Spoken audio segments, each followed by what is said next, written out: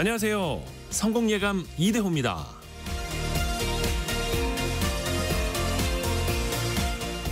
매일 매 순간이 선택의 연속입니다. 선풍기를 돌릴 것이냐, 에어컨을 켤 것이냐, 보일러 온도를 몇 도로 얼마나 켜둘 것이냐. 사실 쉬운 선택 같지만 내가 지불해야 할 비용만큼이 그 선택의 무게입니다. 어떤 선택은 작은 비용으로 끝나지만 어떤 선택은 삶 전체를 바꾸기도 합니다. 직업과 직장, 퇴사와 이직, 결혼과 출산, 만남과 이별 등등 내가 치러야 할 대가가 예상되기에 선택이 두렵기도 합니다. 그럼에도 우리는 선택을 해야 하죠. 어느 순간이 되면 더 늦기 전에 결단해야만 합니다. 미국의 26대 대통령 시어도어 루즈벨트는 말했습니다. 가장 좋은 선택은 올바른 일을 하는 것이다. 그 다음으로 좋은 선택은 잘못된 일을 하는 것이다. 가장 나쁜 선택은 아무것도 안 하는 것이다.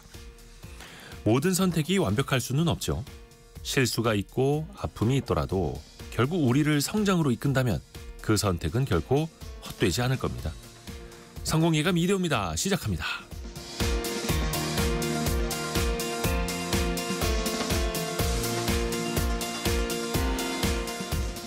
안녕하세요. 이대호입니다. 2025년 1월 3일 금요일에 만나는 성공예감 이대호입니다. 자, 오늘도 활기차게 출발을 해야 되는데 아시다시피 오늘도 굵직한 너무 또 무거운 뉴스가 있죠.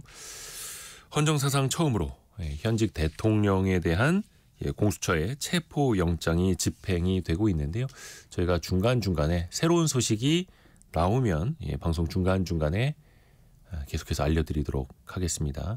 지금 이제 수사관들이 관저까지는 진입을 했다라는 소식까지는 들려왔는데 그 안에서 또 수방사로 추정이 되는 군인들과 좀 대치 중이다. 이런 소식까지는 현재 들어와 있고요.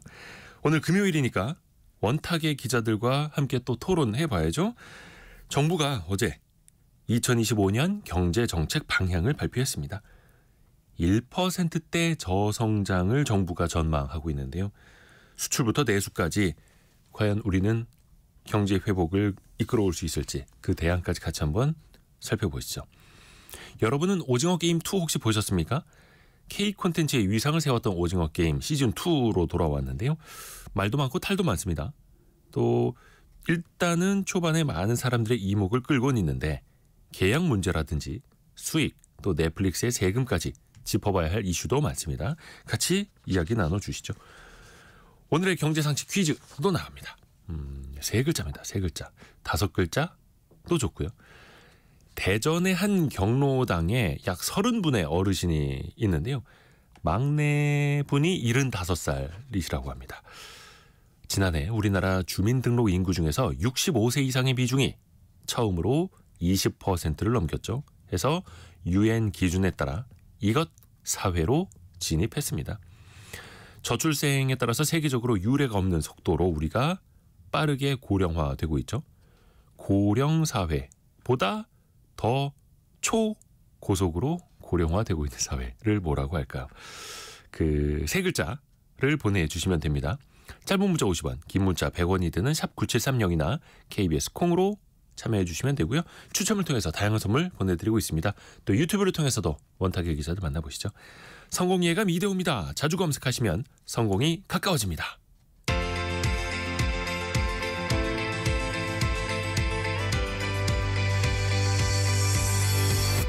KBS 1라디오 성공예감 이대호입니다. 원탁의 기자들 알고란 고란 기자, 연합인포맥스 정지서 기자, 동아일보 백상경 기자와 함께합니다. 안녕하세요. 네, 안녕하세요.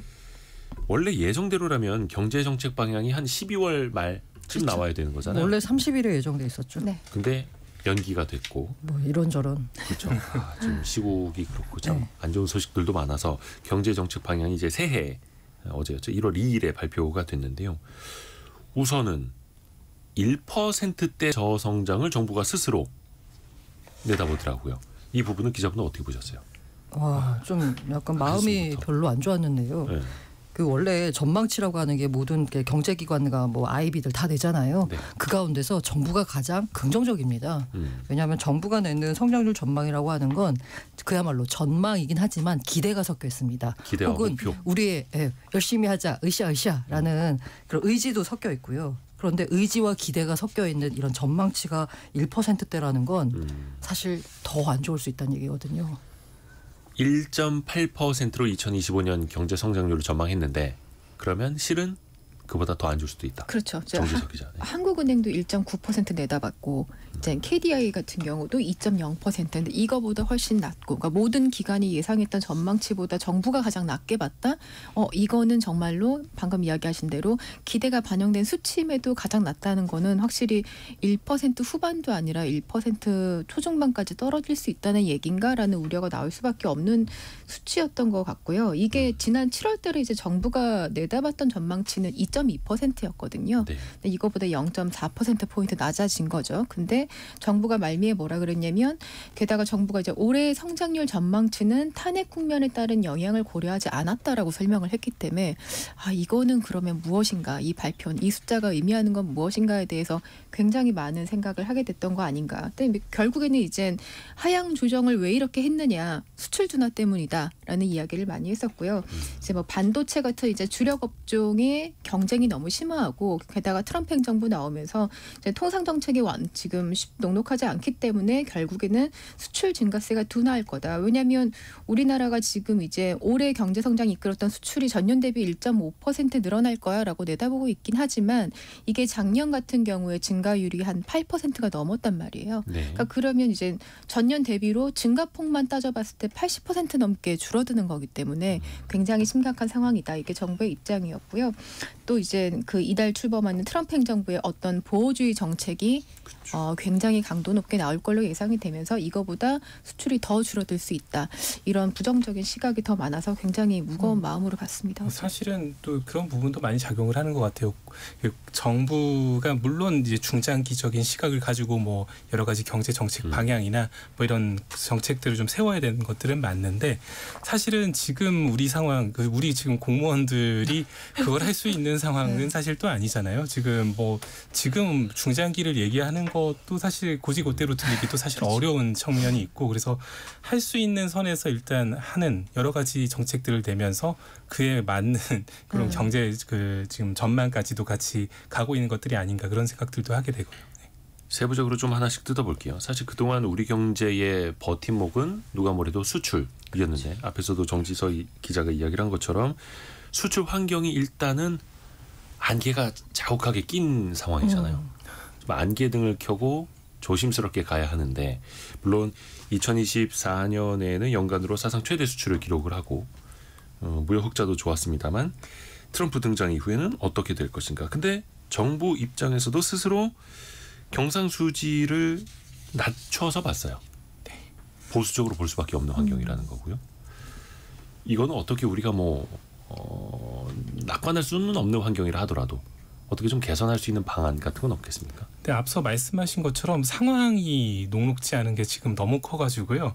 특히나 반도체 같은 경우는 주력 업종 지금 우리 경쟁이 심해졌다. 근데 사실 지난해 수출도 보면은 거의 반도체에 기대가지고 우리가 흑자를 보고 최대 실적을 내고 이런 부분들을 끌고 왔었던 건데 이 반도체가 사실은 기존의 레거시 메모리 반도체 같은 경우는 중국에서 굉장히 빠르게 추격을 하고 자국산으로 지금 많이 전환을 하고 그래서 실제로 통계 같은 것들도 보면은 중국에서 반도체를 이제 이렇게 수입하는 이런 것들의 비중이 그러니까 우리나라 비중이 한 40% 밑으로 떨어지고 이런 모습들도 나타나거든요. 한때는 한 50%까지도 우리가 차지했던 것들인데 이런 것들이 떨어지는 모습들도 나타나게 되고 결국은 그러면 우리가 목매달고 계속 그 승부수를 걸어볼 수 있는 그런 부분은 HBM 같은 첨단 반도체일 텐데 다들 아시다시피 이제 SK 하이닉스 같은 경우는 지금 어쨌든 선전을 하고 있고 삼성전자도 열심히 하고 있지만은 그렇다고 보기에도 HBM이라는 분야 자체 하나에서 지금도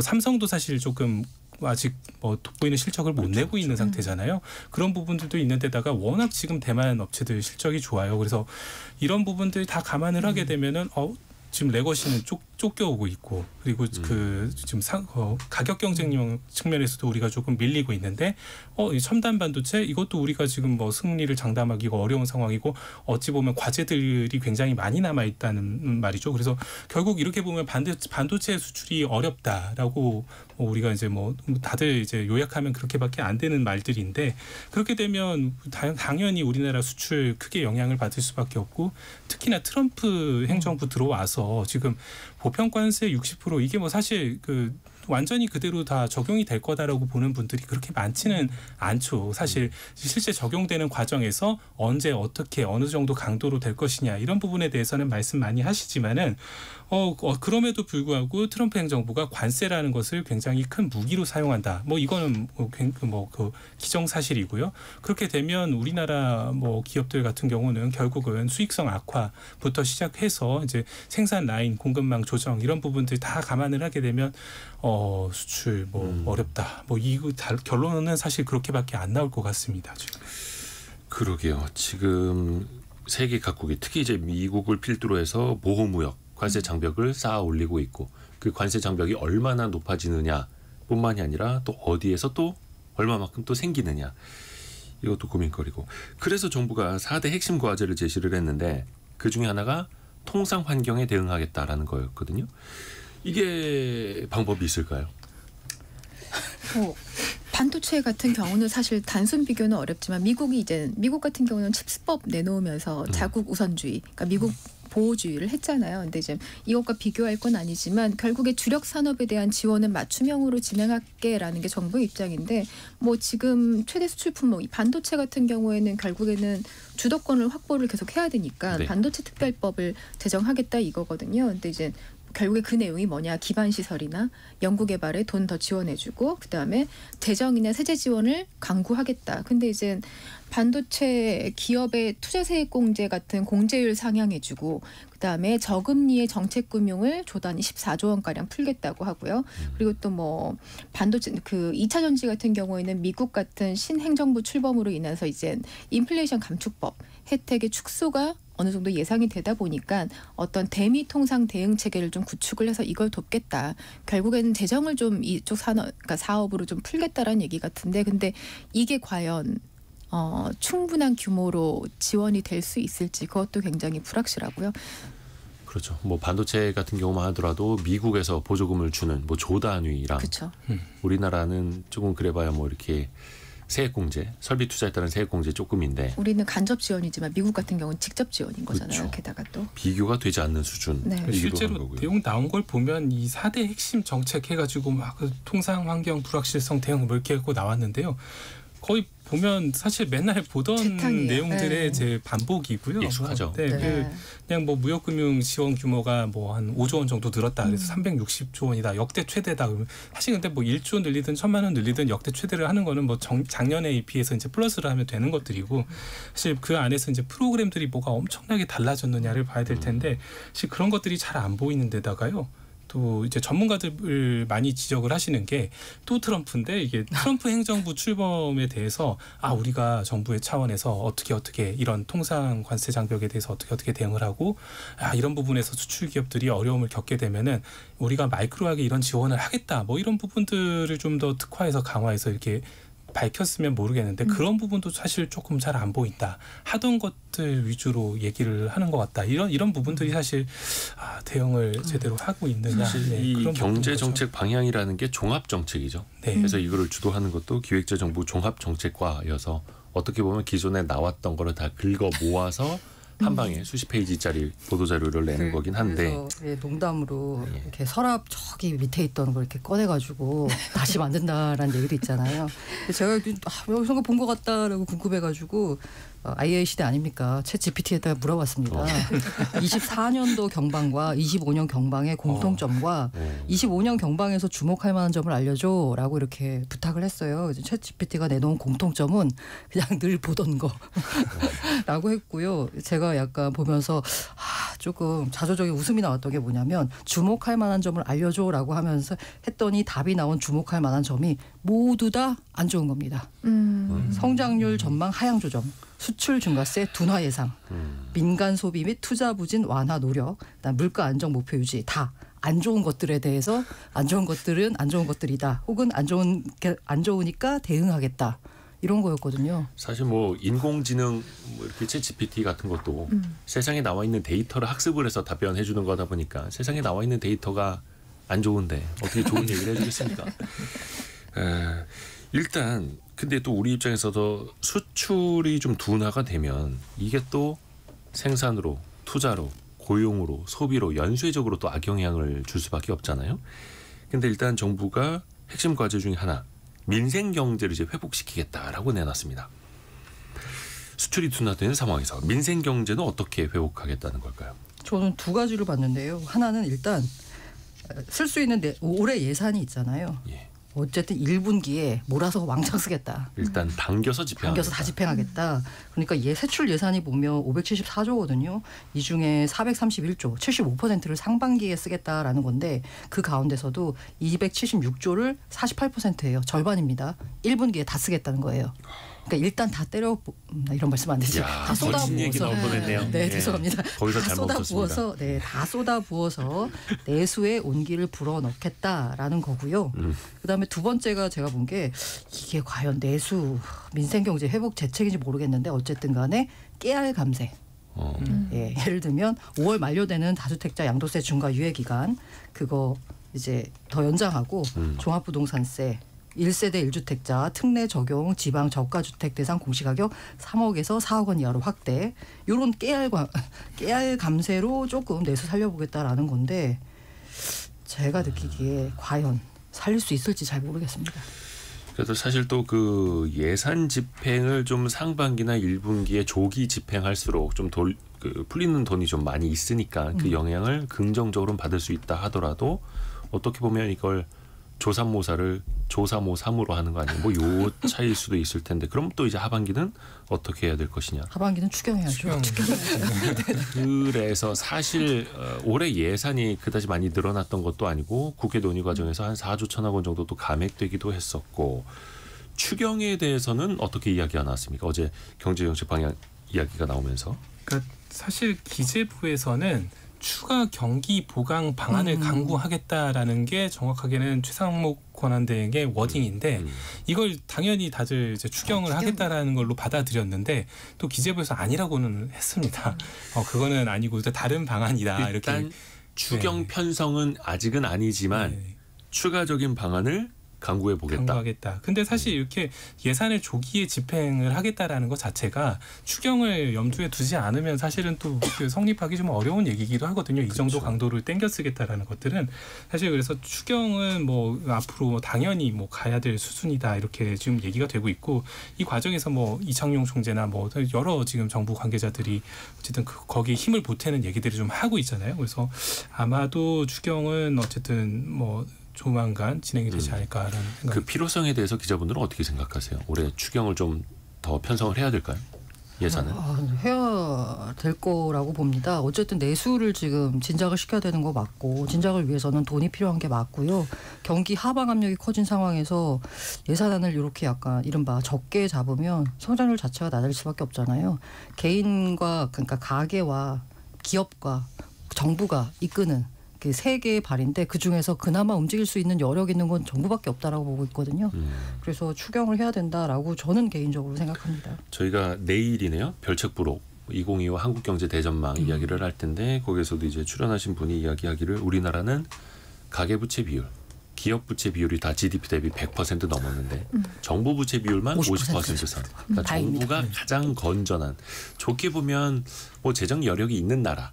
라고 볼 수 있겠습니다만 나쁘게 보면 항상 가계와 기업이 고통을 분담을 하고 정부는 돈을 안 쓰는 나라.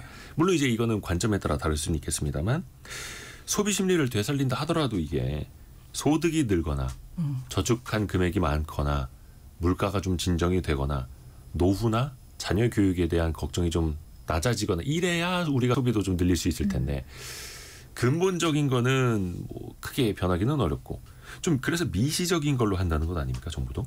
그래서 내놓은 게 조금 오늘 왜 이렇게 한숨을 많이 쉬세요? 네, 죄송합니다. 이러면 안 되는데. 네, 제가 올해 새해 다짐했는데 이러지 않기로. 우리 경제를 걱정하다 보면 한숨이 안 나올 수가 없어요. 이제 새해 다짐했는데 안 그러겠습니다. 어쨌든 나온 대책이 보자면 아까 미시적이다라는 말씀을 해주셨는데요. 네. 이 구체적인 대책으로 보자면 소비 심리 좀 끌어올리기 위해서 뭘 할 수 있을까라고 내놓은 게 뭐냐면 추가 소비 소득공제. 그러니까 신용카드를 5% 더 쓰면 이거에 대해서 추가로 소득공제 해주겠다는 거예요. 자동차 개별 서비스 확대하고 뭐 숙박 쿠폰 제공 같은 건데 과연 이 정도 가지고 소비 심리를 돌릴 수 있을까를 보자면 사실 모두 대부분이 다 부정적으로 보고 있습니다. 예전에 또 있었던 거예요. 뭐 숙박 쿠폰이라든지 네. 그래서 여행 인센티브. 말씀드린 그 서랍 저 구석에서 꺼내온다는 게 얘기가 나오는 이유가 이런 거죠. 그러게 우리 청취자분들은 그 뭐 여행 숙박 쿠폰 이런 거 활용해 보신 분 계시나 모르겠네. 그것 때문에 안 하려던 국내 여행을 했다라든지 그런 분 계시면 문자 메시지 좀 보내주십시오. 근데 저는 실제로 그걸 써보려고 했더니 너무 막 복잡한 복잡하죠. 조건들이 맞아, 많아가지고 맞아, 결국은 네, 여행만 가고 그걸 안 쓰는 맞아. 그런 이상한 일도 있었어요. 그리고 또 중간중간 속보를 좀 전달해드리면 대통령에 대한 그 공수처의 체포영장이 집행이 되고 있는데 경호처에서 대통령 관저 내부의 차량으로 2차 저지선을 구축해놨고요. 공수처에서 파견된 공수처 도와주는 이제 경찰과 일부 경호처 직원 사이에 몸싸움도 좀 있었다라는 소식까지는 들려오고 있습니다. 또 다른 소식 들려오면 또 알려드릴게요. 이제 중요한 게 또 있습니다. 해외에서 대한민국을 어떻게 볼 것이냐. 다른 나라들이 대한민국 경제를 혹은 외교 파트너로 어떻게 볼 것이냐. 일단 최상목 대통령 그 권한대행도 대외 신인도를 잘 관리하겠다라고 이야기를 했거든요. 무엇을 어떻게 한다는 얘기일까요? 뭐 구체적인 대책 나온 걸 말씀드리자면요. 외국인 투자, FDI 촉진하는 투자 유치 패키지 지원하고요. 상반기에 현금 지원 예산 규모를 보고 제가 약간 제 눈을 의심했는데 2천억. 2천억. 어디에다가요? 네, 그 외국인 투자를 촉진하기 위해서 인센티브로? 2천억. 네, 2천억. 2천억은 뭐 외국인 투자자들이 하루에도 뭐 코스닥에서 살 수 있는. 네, 요걸 이제 최대한 집행하고 기존 지원한도 국비 부담 비율도 각각 높이기로 했고요.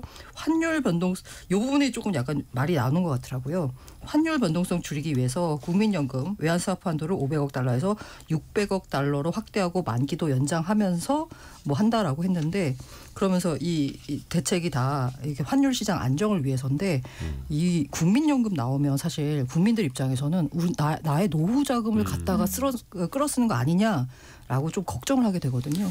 그렇죠, 그렇죠.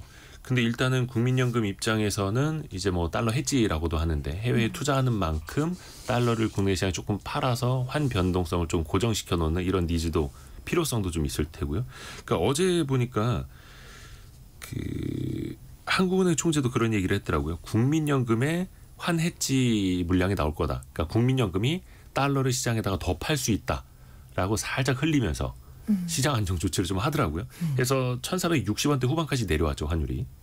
내려오긴 했어요. 그러니까 어쨌든 구두 개입에 효과를 낸 건 맞는데 어쨌든 뭐 국민연금 환해지를 한다라고 하면 이제 자체 판단에 따라서 정해놓은 이제 일정 기준보다 이제 달러원 환율이 좀 높을 경우에 국민연금이 가지고 있는 해외 자산 일부를 이제 선물안을 통해서 매도한다. 그러니까 판다는 얘기거든요. 그러니까 뭐 예를 들어서 만약에 국민연금이 1,400원 환율이 너무 높은 것 같아. 그러면 앞으로 좀 떨어지지 않을까? 그런 생각이 그런 가능성이 크다고 판단을 하면 미리 이제 해외 자산 일부를 1,400원에 파는 거죠.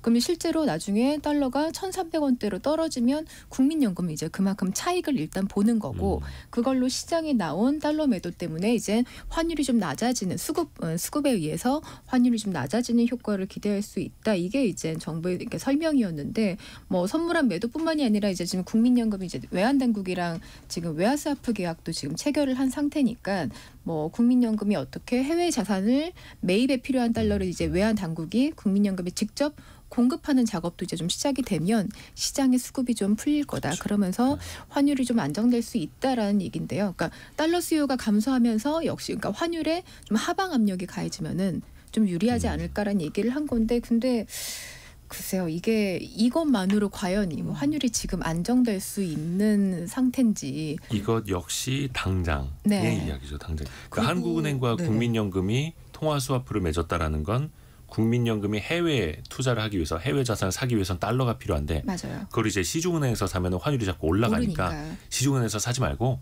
우리 한국은행에 있는 거 빌려줄게 이렇게 하는 거죠. 나중에 갚아 이런 맞아요. 식으로. 그 한국은행 총재 이창용 총재가 어제 되게 쓴소리를 했더라고요. 그러니까 최상목 권한대행에게 쓴소리한 게 아니라 최상목 권한대행은 아주 든든한 우군 역할을 해줬어요.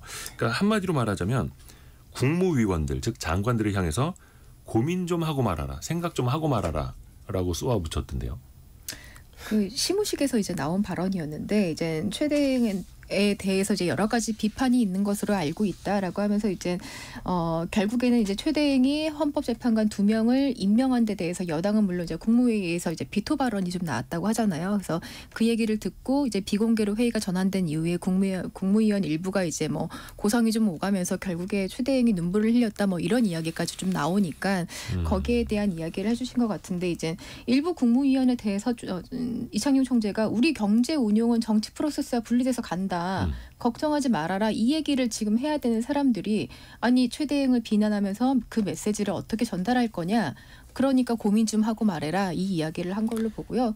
결국에 총재 발언의 어떤 맥락을 좀 짚어보면 이제 헌법재판관 임명 자체는 그러니까 윤석열 대통령의 탄핵 여부나 뭐 시점을 두고 좀 정치적으로 어쨌든 간에 유불리가 있을 수 있는 발언인가 행동인 건 맞습니다. 근데 국가 경제를 고려하면 어쩔 수 없었다는 결정이다라고 항변을 좀 해준 것 같고요. 더불어 어쨌든 간에 사실 과도한 부채 그다음에 뭐 혁신이 없고 이런 구조적인 문제에다가 지금 정치 불안이 가중된 상황에서 쓸 수 있는 통화 재정 정책 지금 없잖아요. 우리가 추경 이야기하는 것도 사실은 카드가 너무 없기 때문에 환율까지 이렇게 출렁이는데 우리 정부가 쓸 수 있는 카드가 없는데 지금 경제 안정보다 정치 유불리만 따지는 국무위원들의 어떤 행동을 좀 보다 못해 쓴소리를 한 게 아닌가. 나름의 돌직구였는데 굉장히 시원해하시는 분들이 많더라고요. 사실 이런 얘기 해줄 사람이 한국은행 총재밖에 없기도 해요. 네. 그래서 이제 이창용 총재 별명이 창드래곤 아닙니까? 그렇죠. 시원시원하다. 한국은행은 독립기관이니까요. 그렇죠. 네. 그리고 저 한국은행 관련돼가지고 아까 이제 이창용 총재가 한마디 했다라고 하는데 이창용 총재가 그 말 하기 전에 했던 그 환율이 안정될 거다. 왜냐하면 국민연금의 환해지와 위험분산 투자 뭐 이런 것 때문에라고 했는데요. 이게 사실 저는 듣는 입장에서 마치 국민연금 보고 이게 환해지 해라. 그리고 위험분산 투자를 위해서 자꾸 시장에 달러 좀 공급해라. 약간 이런 느낌으로 비치거든요. 등판하라는 얘기를 네. 하죠. 그러니까 이게 그 뭐 설명에 따르면 국민연금이 설정한 수준보다 환율이 떨어질 것 같으면은 그 판단에 따라서 국민연금이 알아서 하는 건데 그 알아서 하는 게 환율을 안정시키는 데 도움이 된다라는 거잖아요. 근데 이게 알아서 하는 게 아니라 시켜서 환율 안정을 위해서 그러니까 주어와 목적어가 바뀐 약간 그런 느낌이거든요. 그래서 이 뭔가 일이 터졌을 때 자꾸 국민연금에 뭔가 할 것이다. 국민연금이 어쩔 거다라는 이런 기대 섞인 전망이 오히려 국민연금 운용하는 분들 입장에서는 압박으로 작용할 수 있을 것 같거든요.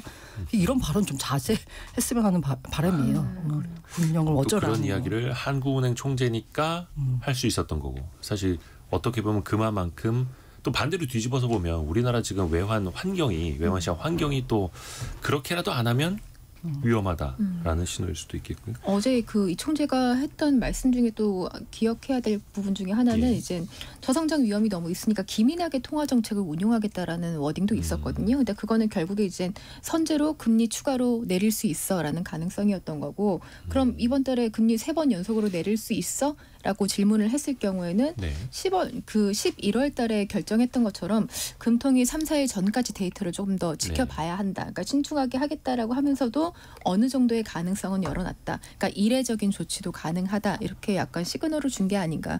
이 부분도 좀 생각을 해봐야 될 것 같습니다. 1월 말경에 있죠. 금통위가. 네.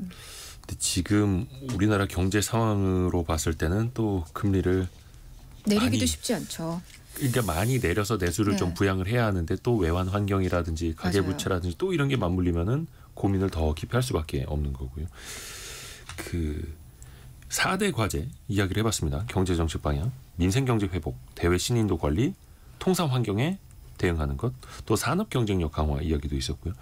기자들이 좀 총평을 하기에 그리고 혹시나 이런 게 빠져서 너무 아쉬웠다.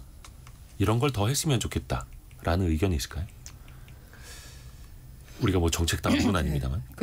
제가 먼저 말씀을 드리자면 뭐 아쉬운 점이라고 하면 이거 다 어디선가 많이 본 대책이에요. 뭐 약간 혁신적이고 새롭고 뭔가 반전의 모멘텀을 마련할 대책이 없었다는 것이 아쉽지만 동시에 또 이해가 되는 면이 있는 게 지금은 현상 유지도 급급한 상황인데 이거라도 해야 된다라는 측면에서는 어쨌든 뭐 아쉽지만 뭐 이해는 된다인데 제가 제일 좀 안타까운 부분이고 네. 좀 부족하다라고 생각하는 건 이 자영업자와 소상공인에 대한 대책이 조금 더 좀 세밀하게 그리고 실제로 도움이 될 수 있는 게 대책으로 나왔으면 좋겠다라고 했는데 지금 자영업자와 소상공인을 위한 대책 나온 걸 보자면 기존에 나왔던 거 그냥 약간 재탕의 수준에 불과하고 실질적으로 도움이 될까 보면은 의심스러운 부분이 많다는 거죠. 이 자영업자 소상공인 대책에 더 충실했어야 한다라는 좀 안타까움이 있습니다. 그러니까 내수부진 대응한 것도 보면 이제 기금사업계획 변경한 거 외에는 사실은 새로운 걸 찾기가 진짜 어려웠거든요. 그러니까 결국에 이전에 과거의 내수 진작책을 확대 조금씩 키우거나 아니면 반복한 거에 불과해서 사상 초유의 지금 내수부진이라고 이야기를 하는데 이걸 반전시키기에는 역부족이었던 게 참 맞는 것 같고 그러니까 이제 한일 총재까지 나와가지고 추경론에 불을 좀 지피고 있는 것 같고요. 그래서 하지만 어쨌든 이렇게 적어낼 수밖에 없었던 공무원들도 참 답답은 했겠다. 라는 생각은 또 반면에 또 들었습니다. 저도 뭐 민생 경제 쪽에서 결국은 뭐 떡 부러지는 얘기들 못 나오고 뭐 결국은 또 18조 원 뭐 공공부문 뭐 재원 뭐 넣겠다 그러고 했는데 사실 간접적인 게 거의 대부분이거든요. 그래서 사실 뭐 이게 얼마나 효과가 있을까 그런 부분들 좀 직접적으로 잘 했으면 좋겠다는 생각을 했고요. 또 아까 말씀드렸던 트럼프를 어떻게 대응할 것이냐, 트럼프의 행정부에 대한 어떤 대응책 이런 부분들도 디테일하게 안 나오는 게 좀 아쉬웠습니다. 사실 우리 정부가 2025년 경제 성장률을 스스로 1.8%로 전망한 것 거의 제 기억엔 IMF 때 이후로 이렇게 낮은 성장률을 스스로 전망한 건 처음이라고 저는 보는데 김인자님이 보내주셨어요. 매년 불안정한 경제 상황 때문에 마음이 무겁습니다. 올해는 경제 성장률 예상이 보기 좋게 빗나갔으면 좋겠습니다라고. 그렇죠. 해서 우리가 좀 어둡게 봤지만 뭐 하반기에라도 더 잘 돼서 보기 좋게 훨씬 더 높은 성장률을 기록을 해서 그 예상이 좀 좋은 방향으로 틀리기를 역설적으로 또 빌어봅니다. 경제상식 퀴즈 한 번 더 내드리고 저희가 두 번째 이슈로 넘어갈게요. 우리나라의 65세 이상 인구가 전체의 20%를 넘었습니다. 그러면서 고령보다 더 고령화된 사회로 들어갔는데요. 고령화 사회, 고령 사회를 넘어서 이 사회로 진입을 했다라는 겁니다. 출산율이 너무 낮으니까 또 이렇게 가는 거는 어찌 보면 당연한 결과처럼 보이기도 하죠. 특히 65세 이상 인구 비중이 수도권에서는 17%, 비수도권에서는 22%여서 지방 소멸 등의 문제와도 연관이 다 있기도 합니다. 3986님. 우리 나이로 78세 된 저도 그중에 1인이라는 게 씁쓸하네요. 이렇게 보내주셨는데요. 애청자 김봉규 올림 이렇게 보내주셨는데 근데 이게 뭐 본인이 이렇게 씁쓸하실 거는 아니고 각각은 건강하게 장수하시는 게 좋은 건데 사회 구조가 그렇다는 거죠. 신혜정 님이 저희 아파트도 점점 아이들 목소리보다 어르신들의 목소리가 더 많아집니다. 이렇게 보내주셨고요. 2474님 저희 집도 아이들이 다 나가서 시어머님 88세, 친정어머니 86세, 우리 부부 60세 이 가족입니다. 이렇게 보내주셨고요. 송윤희님은 우리 할머니 내년에 100세 되십니다. 와, 지금도 아주 건강하세요. 오래오래 또 건강하게. 그러니까 인구 구조는 우리가 개개인이 어쩔 수는 없지만 일단 우리는 또 건강하게 장수하셔야겠고요. 자, 여러분이 생각하시는 정답 3글자 보내주시면 됩니다. 짧은 문자 50원, 긴 문자 100원이 드는 샵 9730 KBS 콩 열려 있습니다.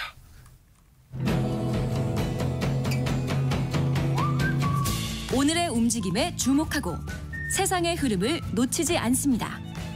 여러분의 내일을 응원하며 성공의 열쇠를 함께 찾아갑니다.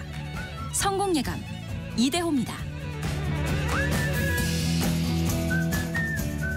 청취자 여러분은 오징어 게임 시즌 2 혹시 보셨나요? 우리 기자분들 보신 봤습니다. 분 계세요? 봤습니다. 봤습니다. 공개일 당일에 세 분 다 보셨어요? 네. 공개일 당일 저만 눈이 못 빨개가지고 봤습니다. 오, 공개 당일에 네. 일단 그러니까 쭉 보게 되더라고요. 왜 그냥, 네. 스포일러라고 결론이라든지 중요한 부분을 이야기하면 좀 안 되겠고 총평을 좀 막 하고 싶네. 총평. 총평 시즌 3까지 평가를 유보하겠습니다. 그래요? 네. 정지석 기자는요? 마찬가지요. 네. 어? 에피소드 7개였는데 네. 일단은 빨리 굉장히 순삭되긴 했어요. 근데 이 콘텐츠에 대한 평가 자체는 하기는 조금 애매했다. 예, 아쉬워서. 7편이에요? 시즌 2가? 네, 7편이요. 7편이고 네. 보다가 뭐야 끝났어?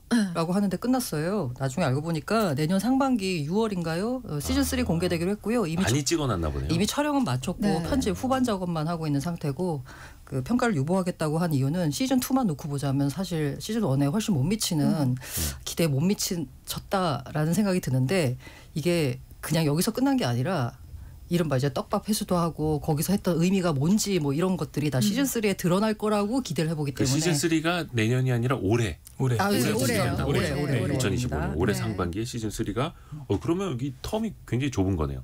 백상경 기자는 어떻게 봤어요? 저는 편별로 조금 느낌이 달랐는데요. 저는 너무 정말 재밌게 본 회차가 있고, 네. 그렇죠. 회차별로 또 이렇게 축 늘어져서 하면서 또 그냥 딴짓하면서 살짝 본 그런 회차들도 좀 있는데, 네, 그 말씀하신 것처럼 여러 가지 평가들이 오가고 있는데 저도 다른 회차들에 대해서는 빌드업 과정이다 이렇게 생각을 하고, 시즌 3를 봐야 되겠다 이런 근데 생각을 이게 했죠. 외신에서도 그렇고 호평과 혹평이 엇갈리더라고요. 근데 네. 어떻게 보면 시즌 1이 너무나 대박이 났었고 기대치도 너무 높았던 것 아닌가. 왜 그 형만한 아우 없다고 맞아요. 그 본편만한 속편 없다는 게 또 영화계에서도 정설 아닙니까? 기저 효과가 있고 없고의 그 허들이 너무 차이가 많았던 것 근데 또 같아요. 그거 감안하면 오징어 게임 시즌 2는 꽤 괜찮았었을 수도 있겠네요. 저도 안 보려고 했었는데 봐야겠네요. 빨리 들어오십시오. 아니면 궁금하시면 그냥 시즌 3 나올 때 몰아서 보셔도 되고. 아니 이게 그러면 수익은 어떻게 될까요? 이게 제작비가 1편이 약 250억 원이었고 시즌 2가 1,000억 원이라면서요. 네. 그만큼의 수익을 그 이상으로 훨씬 더 놀라운 소식 비례적으로 뭔지 아세요? 네. 예. 1,000억 중에 네. 주요 배우들 출연료는 빠진 금액입니다. 어이? 네. 아 그래요? 네. 출연료 포함을 안 하고 1,000억이라고요? 네네. 그러니까 주요 배우들, 예를 들면 이정재 같은 배우들 우와. 출연료를 포함하지 않은 제작 비용이 1,000억이고요. 네, 넷플릭스 걱정은 거의 그렇죠. 그런 우리가 걱정하고, 네. 글로벌 OTT를 걱정할 필요는 없겠습니다만, 근데 이 오징어 게임으로 넷플릭스가 어마어마한 수익을 내면서 정작 또 국내에서는 세금도 제대로 안 낸다 이런 비판들 많지 않습니까? 그 약간 수정해야 될 부분은 넷플릭스 때문에 아니죠. 오징어 게임 때문에 넷플릭스가 직접적으로 돈을 벌진 않습니다. 그러니까 이게 구독제이기 때문에 그렇죠. 월정에. 예. 오징어 게임이 잘 돼서 넷플릭스 구독자가 늘어나거나 락인 효과가 있으면 그래갖고 얻는 넷플릭스의 가치가 있는 거고요. 실제로 오징어 게임 시즌 1이 뭐 넷플릭스가 얼마를 벌었네 하지만 직접적으로 번 건 아니고요. 이를 인한 구독자 증감이 시가총액 증가가 1조 정도 이루어져가지고 이제 뭐 1조 원에 대한 뭐 매출 올렸다라는 식으로 집계를 하는데 넷플릭스 코리아가 밝혔듯이 구독제 시스템이기 때문에 어떤 특정 컨텐츠로 인한 직접적인 수익은 없습니다. 네. 아하. 근데 아까 잠깐 세금 얘기 나왔으니까 세금 얘기. 네. 넷플릭스가 국내에서 정말로 많은 수익을 거두고 있는지 또 많이 남기고 있는지 해서 많이 남겨서 세금을 많이 내고 있는지 그 부분은 어때요? 항상 이게 이맘때 되면 이야기 나오거든요. 이게 아까 제가 말씀드린 구독제라고 했잖아요. 네. 그러면 넷플릭스가 한국에서 올린 매출은 한국 사람들이 낸 구독료로 집계를 하면 되는 거거든요. 이게 지난해 8,200억 정도였어요. 그런데 이 매출의 81%인 6,600억 정도를 미국 본사로 보냈습니다. 이러니까 이익을 축소한 거 아니냐. 매출이 8,200억인데 영업이익을 120억으로 잡았거든요. 이 이유가 뭐냐면 이렇게 차이가 나는 이유가 뭐냐면 아까 말씀드린 대로 매출의 80%를 그냥 미국 본사로 보내버린 겁니다. 그럼 한국에서는 매출이 전체 실제로 올린 매출의 20%만 낮다라고 잡은 거잖아요. 한국에서. 거의 대부분을 비용 처리했다. 맞습니다. 그렇죠. 그래서 남는 돈은 별로 없다. 이게 사실 글로벌 플랫폼 기업들이 다 하는 일들이죠. 모든 그렇죠. 플랫폼들이야. 뭐 라이선스가 될 수도 있겠고 뭐 경영 자문료가 될 수도 있고 로열티가 될 수도 있고 용어는 다 다릅니다만 국세청이 작년 10월에 이제 네. 그래서 법인세 정기적 의혹 기자. 가지고 이제 지금 정기 세무조사 일단 들어갔고 결과가 나와봐야 될 텐데 이제 2021년에 이제 국세청으로부터 800억 원 세금 부과받은 다음에 국세청이랑 조세불복 소송을 지금 진행 중이고요. 1심에서는 일단 넷플릭스가 패소를 하긴 했습니다. 근데 지금 앞으로 이제 이 진행 과정도 좀 더 나와야 되고 일단 지금 현재 진행 중인 정기 세무조사 결과도 나와봐야지 조금 더 진전이 될 것 같아요. 이야기. 제작 환경은 어떨까요? 뭐 예를 들어서 넷플릭스처럼 이렇게 1,000억 원까지 투자해주지 않으면 이런 작품이 탄생할 수 없었다라는 이야기도 있고 또 한켠에서는 여전히 그 현장의 노동자들의 처우는 열악하다라는 이야기도 있고 좀 양면성은 있지 않습니까? 이런 콘텐츠 제작 그 업계에서 사실 스태프들의 처우가 안 좋다라는 얘기들은 뭐 어제 오늘 일도 아니고 사실 넷플릭스의 투자 이전에 사실 우리나라 콘텐츠 제작 업계에 사실 되게 큰 좀 문제점으로 많이 지적이 됐던 부분이긴 합니다. 근데 이제 넷플릭스가 오면서 그 더 많은 투자금이 들어오고 더 규모 있고 더 글로벌 성공한 뭐 이런 작품들이 나오는데 그에 반해서 주연 배우들한테 쏠려가는 어떤 그 이익이나 이런 것들에 비해 일반 어떤 스태프들의 어떤 뭐 기본적인 처우나 이런 부분에 대한 것들은 크게 다뤄지지도 않고 개선이 되지도 않고 이런 부분들이 있기 때문에 그런 얘기들이 나오는 거고요. 사실 미국이나 이런 뭐 넷플릭스가 있는 미국이나 이런 데서도 이미 이런 그 제작 업계에서 굉장히 많은 뭐 거의 파업에 가까운 이런 문제 제기들도 그렇죠. 굉장히 많이 일어나고 있고요. 사실 그래서 좀 해소가 지금 그래서 그런 얘기들도 많이 합니다. 넷플릭스에서 투자금을 굉장히 많이 이렇게 우리한테 던져주면서 그 투자금이 우리나라 콘텐츠 산업계의 어떤 기형적인 구조를 만들어가고 있다. 왜냐하면 한국은 이 돈으로도 이런 걸 만들어내네. 이 정도 수익성이 나오는 것들을 만들어내네. 다른 나라보다 훨씬 효율이 좋네. 근데 사실 그 이면에는 조금 더 우리나라 스태프들이나 어떤 제작자들에게 돌아가야 될 어떤 이득들이 제대로 돌아가지 않는 구조가 있다. 그래서 이걸 좀 개선을 해야 되는 것 아니냐 이런 얘기들이 나오고 있죠. 그렇죠. 우리가 들여다봐야 할 포인트가 굉장히 많고 8751님이 오징어 게임 이야기하니까 초고추장이 생각나네요. 근데 왜 이렇게 보내주신지 아세요? 왜? 오늘 경제상식 퀴즈의 정답에 초자가 들어가거든요. 센스. 강력한 힌트와 센스. 정답을 맞추신 8751님 감사합니다. 벌써 시간이 다 돼가지고 오늘 원탁의 기자들은 여기서 마무리해야겠네요. 알고란의 고란 기자, 동아일보 백상경 기자, 연합인포맥스 정지서 기자였습니다. 고맙습니다. 네, 감사합니다. 감사합니다.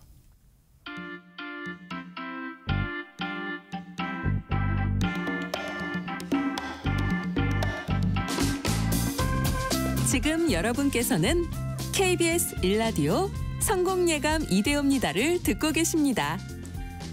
프로그램에 참여하신 청취자 여러분께는 추첨을 통해 Y스트릿에서 밝은 눈과 두뇌 건강, 활력까지 한 번에 와이즈 부스터를, 아름다운 식탁 창조 주비푸드에서 뿌리 담은 리얼 생 와사비를, 쉽고 빠른 판촉물 제작 시너지 기프트에서 무드 등 미니 가습기를, 그리고 성공예감에서 준비한 커피 쿠폰을 보내드립니다. 당첨자는 성공예감 이대호입니다 홈페이지에서 확인하세요.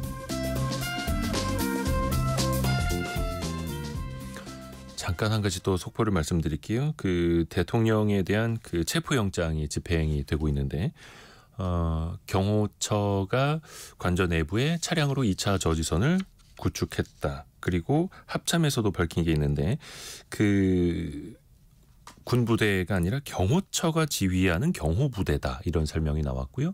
그리고 공수처와 경찰이 군 병력과 대치하던 끝에 관저 내부에 진입했다라는 소식까지는 현재 또 들려와 있습니다. 오늘 저희가 경제상식 퀴즈 내드렸던 것의 정답 그 세 글자와도 관련이 있는데요. 이 사회가 되다 보니까 환갑 이후에도 일하는 게 당연한 흐름이 되고 있죠. 노인 일자리 사업도 인기입니다. 그런데 그 이면에는 고민해봐야 할 부분도 많은데요. 체얼리즘, 머니투데이 남형도 기자가 노인 일자리를 같이 또 체험해봤다고 하네요. 남형도 기자님. 안녕하세요. 안녕하세요. 일단 우리나라 노인 일자리가 많습니까? 얼마나 돼요? 올해 노인 일자리는 역대 최대 수준인 110만 개까지 늘었고요. 지난해 12월 기준 노인 인구수가 약 1,024만 명인데 현재 노인 인구의 한 10% 정도가 일자리를 제공받고 있다고 보시면 됩니다. 처음 사업이 시작됐던 2004년에는 약 2만 5천 개였는데 이 노후 소득 보장이 좀 부족한 상황에서 노인 빈곤 문제에 대응하자 이런 취지로 시작됐습니다. 네. 주로 어디에서 어떤 형태로 일하시는 거예요? 노인 일자리는 크게 공공형, 사회 서비스형, 시장형 이렇게 분류돼서 시행되고 있는데요. 이 중 70%가 공공형 활동입니다. 공공형 일자리는 뭐 공원 관리나 경로당 급식 도우미, 저소득층 이제 독거노인 도시락 배달 이런 좀 비교적 단순한 작업인데요. 네. 월 30시간 하루 한 3시간 이내 사업으로 한 달 보수가 29만 원 정도 됩니다. 근데 이제 많지 않은 급여이긴 합니다만 그래도 생활비에 좀 보태 쓰시려고 하실 텐데 근로 환경 자체는 어떻습니까? 이 한국노인인력개발원에 따르면 노인 일자리 안전사고가 2022년 기준 1,658건이 발생했는데요. 2019년 이후에 평균 600명에서 1,700명 수준입니다. 사망사고 역시 좀 늘고 있는 추세인데 2018년에는 1건에 불과했는데요. 2020년에는 10건, 2021년에는 9건이 발생했습니다. 노인 일자리 대부분은 좀 단순 노동으로 노인들이 작업 중에 골절이나 뭐 염좌, 찰과상 등을 입는 경우가 많다고 합니다. 노인 일자리가 많아지고 또 거기에서 일하시는 어르신분들 많아질수록 다치거나 또 사망하는 사고까지 또 늘고 있고요. 이게 그 노인 일자리라고 해서 뭐 위험하거나 힘들지는 않을 것 같다라는 생각하시는 분들도 계실 텐데 현실은 그게 아닌가 봐요. 제가 이제 취재한 분은 은퇴 후에 서울 한 구청에서 기간제 근로자로 일하던 분인데요. 네. 산불과 산사태를 예방하는 업무 이렇게 공고가 나가서 거기에 지원하셔가지고 일을 하시기 시작했습니다. 근데 지난해 여름에 이제 산사태 예방 일환으로 제초 작업 지시를 받고 풀을 제거하던 중에 벌떼로부터 이제 머리를 쓰였습니다. 그래서 그 후에 뇌 손상을 입어가지고 현재까지도 혼수 상태에 빠져 계시는 분이 있었습니다. 아이고, 어떻게 기본적인 뭐 안전 장비나 이런 걸 지급받고 하는 건 아니에요? 제초 작업을 할 때 이제 벌 쏘이는 사고가 사실 빈번히 발생하고 있는데요. 그래서 한국산업안전보건공단은 개인 보호구를 착용하도록 지침이 되어 있었는데 구청 측에 확인해 보니까 벌 쏘임이나 이런 독충을 막을 보호 장비는 지급되지 않은 것으로 확인됐습니다. 사고 이후에 이제 뭐 추가로 벌 쏘임 보호 장비를 제공하고 있다. 이 정도로 입장을 밝혔습니다. 근데 어떻게 보면 이제 산불 예방, 산사태 예방 이런 거에서 어르신들이 이렇게 뭐 순찰 다니시거나 쓰레기를 줍거나 이런 걸로 이제 아시는 분들도 계시는데 여기에 제초 작업까지 포함이 되는 거였어요? 그러니까 이게 가족들도 의문이라고 했는데요. 이 근로계약 당시 업무 이외에도 화장실 청소, 뭐 웹돼지 프로젝트 설치나 철수하는 거, 뭐 이게 보니까 기타 관계 공무원이 필요하다고 인정해서 지시한 업무까지 하게 돼 있어서 업무 범위가 좀 모호한 상태였습니다. 근데도 이제 뭐 어디 가서 재취업하기 힘들고 또 계속 일하고 싶은 마음이 커서 대다수는 그냥 지시를 따르는 상황인데요. 구청 측은 사고 직후에는 사과와 지속적인 치료비를 지급하겠다 이렇게 약속을 했다가 지난해 10월에 가족과 처음 만나는 자리에서는 또 과실이 없다면서 입장을 번복하기도 했습니다. 기타 관계 공무원이 필요하다고 인정해 지시한 업무까지 해야 된다. 업무 범위가 너무 모호하네요. 그러면은 만약에 사고가 나면 다치면 산업재해, 산재 처리는 됩니까? 이게 사실은 공익형 일자리는 좀 자원봉사자로 분류가 되어 있는데요. 그래서 산업재해 처리가 좀 사실상 불가능하고 사업장 과실에 의한 사망사고가 생겨도 중대재해처벌법을 적용할 수가 없습니다. 실례로 이제 2022년에는 경기도 양평에서 노인 일자리로 쓰레기를 줍던 한 노인이 차에 치여서 숨졌는데요. 이 서울행정법원에서 판결을 내렸는데 네. 공익형 노인 일자리 근무 중에 사망한 경우에는 산재로는 인정할 수가 없다. 이렇게 판결이 나왔습니다. 아, 그래요. 어이구, 쓰레기 줍는 일, 그 노인 일자리에서 일하다가 차에 치여서 숨지셨는데도 산업재해 처리가 안 된다. 이게 그 단순히 우리가 항상 뭐 경제적으로도 노인 일자리 수가 뭐 110만 개를 넘어서는 이렇게 숫자로 접근을 하는데 확실히 좀 질적으로 개선될 필요성도 있겠네요. 네, 그래서 그 부분이 이제 좀 앞으로 고민해야 될 화두가 될 것 같은데요. 이게 노인 일자리라고 해서 막 일자리 질을 개선하지 않고 충분히 뭐 양만 늘려서 몇 개 제공하고 있다 이런 식의 홍보는 많이 되고 있어서 규모는 커졌는데 이 해당 업무를 맡는 기관 등 이제 역량이 좀 충분히 검증이 되지 않고 사업을 그냥 맡기는 경우도 발생하고 있는 거죠. 그래서 수행 기관이나 좀 전담 인력에 대한 투자 뭐 이런 평가도 좀 필요하고 현장 의견을 들어서 이 앞에서 말씀드린 벌떼에게 쏘여서 이제 혼수 상태에 빠지는 것 같은 그런 일을 시킬 때도 어쩔 수 없이 하게 되는 상황인데 네. 그런 일이 생기지 않도록 좀 안전 관리를 강화할 필요가 있습니다. 또 근본적으로는 좀 업무 강도가 낮아도 일을 제공하고 임금을 받는 형식으로 되고 있는데 이게 근로자가 아니라고 보고 법적 보호장치에서 제외되고 있는 게 과연 이게 적절한지에 대해서도 사회가 함께 좀 생각해 볼 부분이라고 봅니다.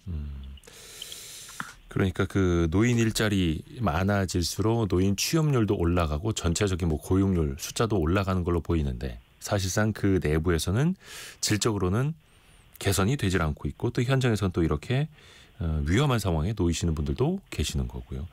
양면성이 있네요. 양면성이. 네, 맞습니다. 네. 남영도 기자도 계속해서 좀 채널리즘 통해서 많이 또 알려주십시오.